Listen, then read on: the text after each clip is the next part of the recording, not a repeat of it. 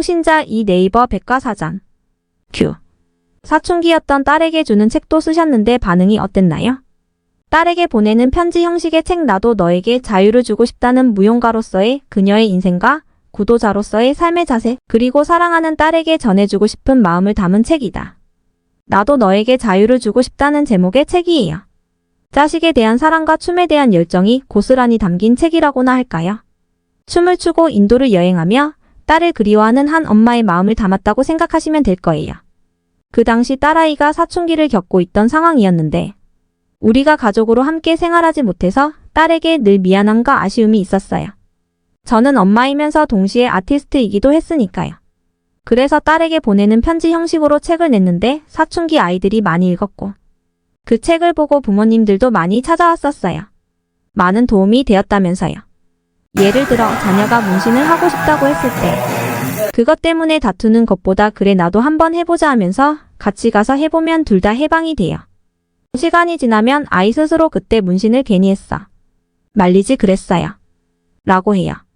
도저히 말릴 수가 없는 일은 자기가 깨달아야 해요. 머리카락을 빨간색으로 염색하고 싶다고 하면 같이 미용실 가자는 식으로 하니까. 자녀 입장에서도 몇 번 하다가 멈춰요. 하지 말라고 하면 더 하고 싶고 끝이 없는데 다 해보라고 하니까 자기 스스로 멈추더라고요. 어떤 부모님은 남자아이가 한쪽 귀에 귀걸이를 했는데 못 보겠다고 말씀하시기에 두 쪽 다 하라고 그러세요. 라고 말씀드렸어요. 그게 충격적이긴 해도 그렇게 하면 부모님들이 자녀와 더 가까워질 수가 있어요. 그래서 10대들의 부모님들께 많은 도움이 되었던 책이었어요. 큐. 교육에 대해서 남다른 생각을 가지고 계실 것 같은데요. 선생님의 교육 철학에 대해 듣고 싶습니다. 틀에 박힌 교육, 그것은 참 자유를 망가지게 하는 거죠. 어떤 면에선 교육을 받고 학교를 다니면서 오히려 점점 더 자유롭지 못하게 되는 것 같아요. 고정관념에 빠지는 거죠. 그래서인지 요즘 젊은이들은 가슴은 닫혀있고 머리만 살아있어요. 입시 준비 때문에 머리로 생각하는 법만 배웠지 가슴을 열고 정서를 체험하는 법은 배우지 못했거든요. 마치 절름발이처럼 장애를 가지고 있는 것 같아요. 가슴을 열지 못하는 장애 말이에요. 나는 우리 아이들이 미래의 계획에 얽매이지 말고 항상 자신의 가슴에 있는 가능성을 열어놓고 살았으면 좋겠어요. 나는 성장하고 변화할 수 있다는 가능성을 말이에요. 사람의 인성이나 자유로움을 잘 키워줄 수 있는 게 이 시대 학교의 모토였으면 좋겠어요. 그런데 아쉽게도 그런 학교를 아직 못 봤어요. 하지만 어딘가에는 있지 않을까요?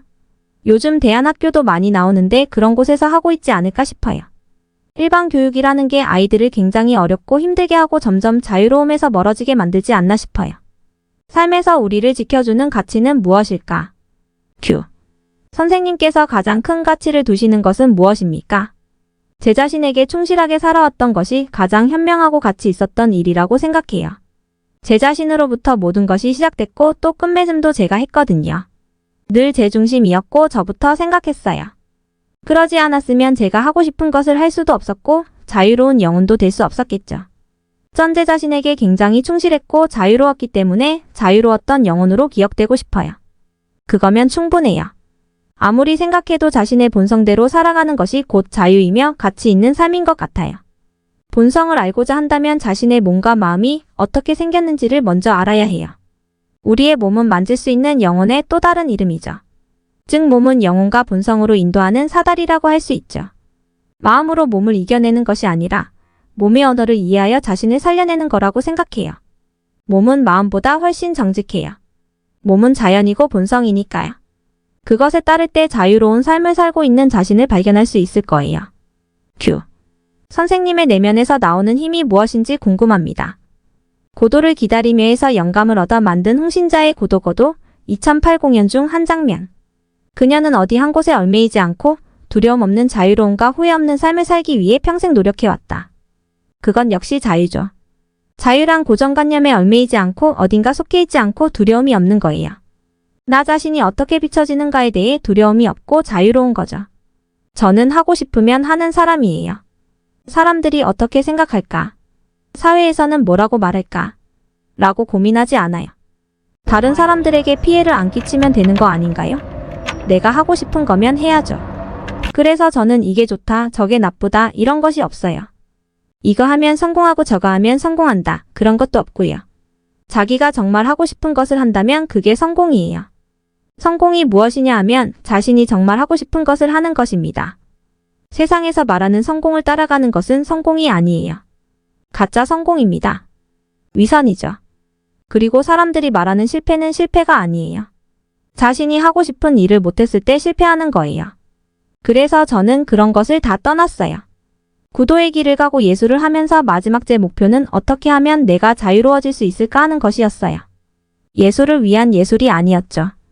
구도 또한 구도를 위한 것이 아니었고요. 결국 궁극적으로 어떻게 자유로워질 수 있을까가 저의 화두였죠. 저는 죽을 때도 정말 살고 싶은 삶을 살았다. 어떤 후회도 없다. 만족한다. 고 고백하고 싶어요. 성공이나 실패는 없어요. 그런 것은 굉장히 세속적인 거죠. 그래서 저는 성공과 실패라는 말을 쓰지도 않고 관심도 없어요. 오직 내가 하고 싶은 것, 열정이 일어나는 일을 하고 살았다는 것, 저는 그것이 기뻐요. 그게 저로서는 성공한 거죠. 하고 싶은 것을 했으니까요. 별명을 가지셨는데 뜬구름에서 하루로 바꾸셨다면서요? 각각의 재미있는 별명에 얽힌 뜻을 듣고 싶습니다. 저를 찾아와 직접 만나고서 실망했다는 사람들이 있더라고요. 무언가 세상을 달관한 한 시대의 영적 카리스마를 꿈꾸며 찾아오는데 정작 마주 앉아있는 사람은 옆집 아줌마와 하나도 다르지 않으니 놀라는 것도 당연하겠죠. 선생님, 이런 사람인 줄 알았는데 아니었네요. 라는 말을 할 정도로 자신들의 생각대로 실망했다 좋아했다 하더라고요. 상상한 것과 다르면 다들 이상하게 봤어요. 그래서 닉네임을 뜬구름이라고 정했죠. 뜬구름은 형태가 변하고 늘 있는 곳도 다르니까 저를 뜬구름이라고 불러달라고 했어요. 저는 하고 싶은 일은 무엇이든 해야 했고 한 군데 머물지 않고 늘 새로움을 추구하며 살고 싶었던 거죠. 그러다 하루로 별명을 바꾼 이유는 살다 보니 하루가 참 중요하더라고요. 아침에 일어나면 오늘 하루를 어떻게 살까? 무엇을 하면서 살까? 기대하면서 열심히 재미있게 살고 싶었어요. 하루의 소중함을 깨달은 거죠. 오늘 하루가 저에게 가장 중요해요. 그래서 하루라고 불러달라고 했어요. 항상 보이는 것만 생각하면 우리에겐 빠져나갈 길이 없고 돌파구가 없어요. 오늘 하루를 살지 않고 피해버리면 우리에겐 막연한 미래만 있고 지나간 과거만 있을 뿐이에요. 오늘 하루를 충실하게 살 수 있어야 해요. 현재를. 큐. 에너지가 고갈되었다는 느낌을 받을 때는 없으세요? 애견과 함께 여유로운 한때를 보내는 홍신자 선생. 그녀는 규칙적인 생활을 통해 건강을 유지함으로써 육체의 나이는 삶의 도전에 아무런 걸림돌이 될 수 없다고 말한다. 저는 항상 의식으로 몸을 깨워요. 바른 자세를 잃지 않으며 긴장의 끈을 놓지 않죠. 예전에는 모든 것을 복잡하게 생각했다면 지금은 심플하게 살고자 노력해요. 그래서 나이가 들수록 몸과 마음이 점점 더 가벼워지는 것 같고요. 그리고 스트레스를 받으면 절대 그 일을 생각하지 않고 다른 생각으로 전환을 시켜요. 그러다 보면 잊게 되더라고요. 또한 전화위복이란 말이 있듯이 화가 났을 때는 앞으로 좋은 일이 있을 거라 생각하고 마음을 다잡아요. 이런 게 정계 사는 비결이랄까요? 조금 피곤해지면 바로 쉬고 하루를 쉬고 나면 다시 쌩쌩한 에너지가 생겨요. 사람들이 에너지가 어디서 나오느냐고 물을 정도예요.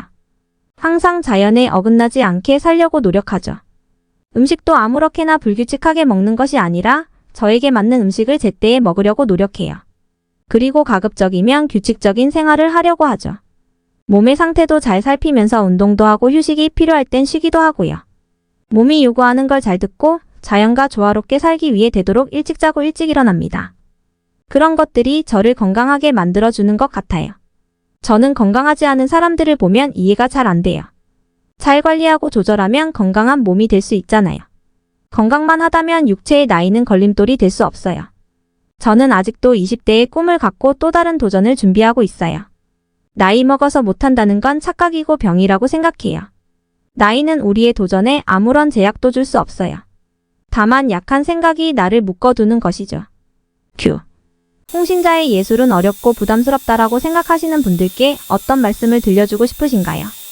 어렵다는 건 뭔가 알려고 애쓰는 거잖아요. 그런데 예술은 알아지는 것이 아니거든요. 예술을 어떻게 알 수가 있습니까? 알 수가 없죠. 자기 수준만큼 보이는 만큼 느끼면 돼요. 이유나 해설을 붙이면 복잡해져요. 예술을 하는 사람조차도 자신이 하는 걸 모르면서 할 때가 있거든요.